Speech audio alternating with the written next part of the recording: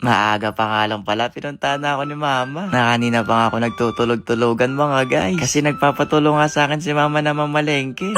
Na medyo inaantok pa kasi ako. Kaya wala tuloy tayong no choice mga guys, kundi bumangon. Kasi baka palayasin na tayo dito sa bahay. Maglilista na nga si mama ng mga kailangan sa tindahan. Kaya para mabilis na kami makalis mga guys, transition ko na to ha.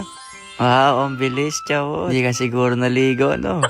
Pero malapit lang din naman yung mga groceries dito. Tsaka konti lang din naman yung bibili ni mama. Kaya di ko na pinakabangon. Nasa tuwing mamamalengke nga ako kasama si mama. Kailangan yung pushcart lang yung hawak ko. Hindi yung kung ano-ano yung mga pinagkukuha ko. Kasi pag nakita niya to, ibabalik niya kaagad. Di daw yung kasama sa paninda.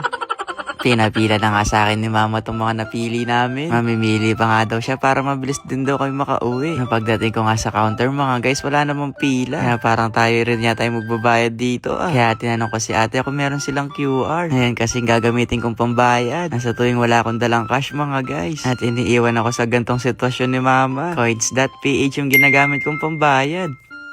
You can even pay using stable coins like USDT without manually converting. Plus, you can earn points by simply completing tasks na pwede mong i-redeem for vouchers at selected merchants. Kaya naman create your account. You can sign up using my code and get a chance to win from 100,000 pesos giveaway. At 10 winners ang pipiliin na mananalo. Kaya naman try paying using your stable coins today with coins.ph. Ayun lang. Bye-bye!